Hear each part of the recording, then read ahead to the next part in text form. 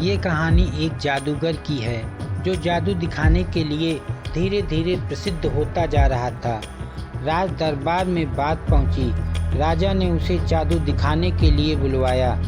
जादूगर को लगा कि जिंदगी में सबसे बड़ी कमाई करने का अवसर आ चुका है। जादूगर ये सोच रहा था कि वो सबसे अच्छा जादू दिखाएगा और सबसे ज़्यादा इनाम प्राप्त करेगा। दरबार में पहुंचा, सोचने वाला था कि कौन सा जादू दिखाऊं। जब वहां पहुंचा तो उसे लगा कि सारे जादू दिखा चुके, आज कुछ नया करता हूं। तो जादूगर ने राजा का मुकुट गायब कर दिया और जैसे ही राजा का मुकुट गायब हुआ, दरबारी हंसने लगे। राजा साहब को यह अपनी तौहीन लगी।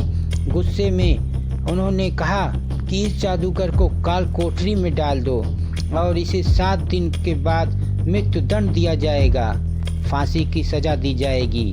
जादूगर गया था जादू दिखाने के लिए, इनाम पाने के लिए उसे कोठरी में डाल दिया गया। उसकी पत्नी को बात मालूम चली। रोती बिलखती वो पहुंची पति से मिलने के लिए। जा करके देखती है कि जादूगर मुस्कुरा रहा था। उसे लगा कि वो पागल हो गया है। कुछ दिन बाद उसे मृत्यु दंड दिया जाएगा।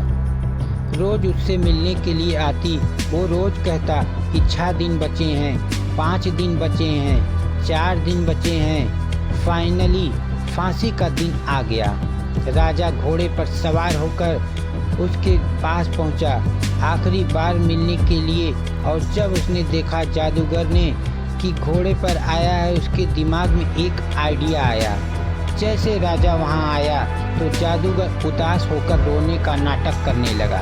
सामने फांसी है तो तुझे रोना आ रहा है? जादूगर ने कहा कि नहीं महाराज, मरने से मैं नहीं डरता, मरना तो सबको है। मुझे इस बात का डर है कि बरसों से कला सीख रहा था, अपने घोड़े को उड़ाना सिखा रहा था, उसे उड़ाना चाहता था।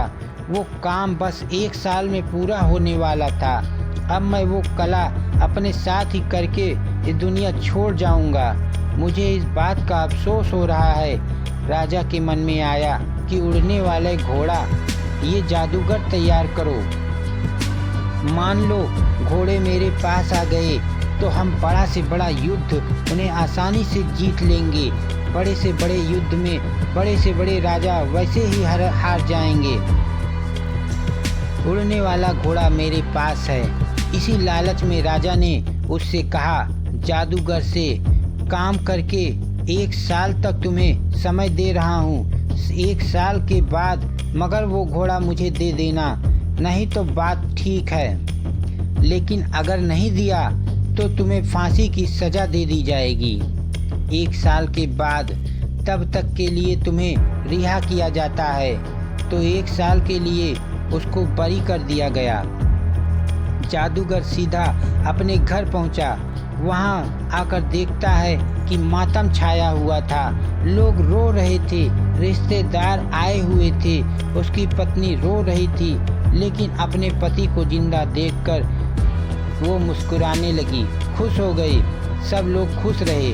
आधे घंटे बाद सब लोग चले गए। घर में पति पत्नी बचे। पत्नी ने फिर से पूछा, एक बात बताओ, राजा जी को छोड़ कैसे दिया? तो जादूगर ने कहा कि एक शर्त पर छोड़ा गया हूँ। 1 साल के अंदर मुझे उड़ने वाला घोड़ा देना है। उड़ने वाला घोड़ा हम कैसे बना सकते हैं? जादूगर ने कहा, मुझे नहीं पता, लेकिन 1 साल का समय है। इस 1 साल में खुश रहो, मुस्कुराओ, जिंदगी को जियो, बस यही कहना चाहता हूँ।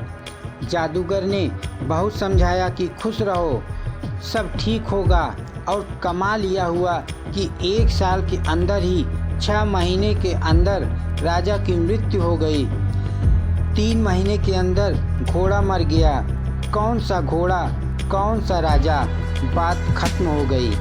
जादूगर जो कहना था कि चिंता मत करो, बात बिल्कुल सही रही।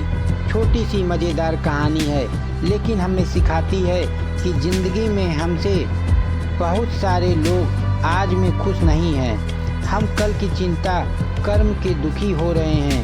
हमें लगता है कि कल ये प्रॉब्लम आएगी, क्या होगा कैसे होगा इसको सोच करके आज दुखी हो रहे हैं। आज हमारे पास में सब कुछ है, मुस्कान है फैमिली से, लेकिन हम खुश नहीं हैं। हम कल की चिंता में दुखी हैं।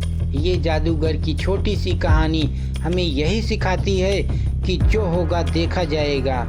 जिंदगी में ये भी बड़ा काम आता है।